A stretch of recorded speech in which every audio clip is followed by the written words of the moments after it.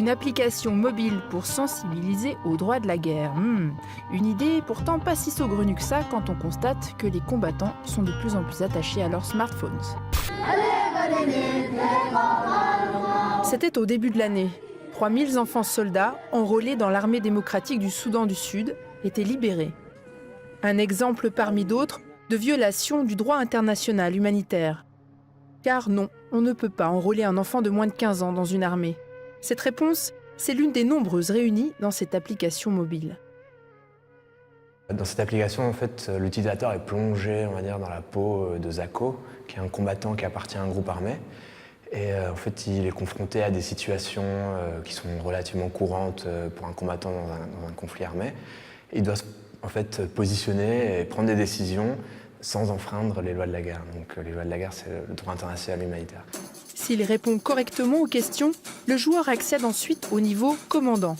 Les questions deviennent alors plus délicates et s'il réussit à y répondre, le joueur obtient un certificat de réussite. Toutes les questions qui sont abordées dans le quiz sont des questions qui viennent des groupes armés eux-mêmes. Donc nous, on a développé des réponses et une sorte de jeu là autour pour justement permettre d'apporter des réponses faciles d'accès à ces groupes armés qui se posent des questions dans la manière de mettre en œuvre le droit international humanitaire. En juillet dernier, 145 combattants de l'armée syrienne libre, de l'armée de l'islam et des forces kurdes ont été sensibilisés aux droits de la guerre, avec entre autres cette application mobile. Dans les révolutions arabes, on voit très bien que les réseaux sociaux ont joué un rôle très important. Ils ont tous un smartphone, donc c'est vraiment un média qui permet de les toucher directement, quoi. Puis c'est un peu dans l'air du temps, ça permet aussi de toucher les jeunes et un public qui serait moins enclin à étudier le droit humanitaire. C'est Irak, c'est Turquie, ça c'est Syrie, ça c'est Liban. Mehmet Balji revient du terrain. C'est lui qui a présenté l'application aux groupes armés. Son champ d'action, le Moyen-Orient. C'est quelque chose qu'ils l'ont toujours avec eux.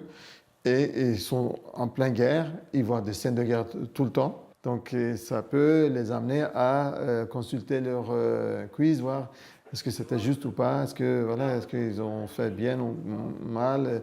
Et quel est le groupe que vous aimeriez beaucoup pouvoir atteindre là dans la région ? ISIS. J'aimerais bien parler à ISIS. Le groupe État islamique n'essayera certainement pas l'application mobile. Accusé des pires crimes internationaux, il viole quotidiennement le droit humanitaire. Mais tous les groupes armés n'y sont pas si hermétiques. Certains voient même un intérêt à le respecter.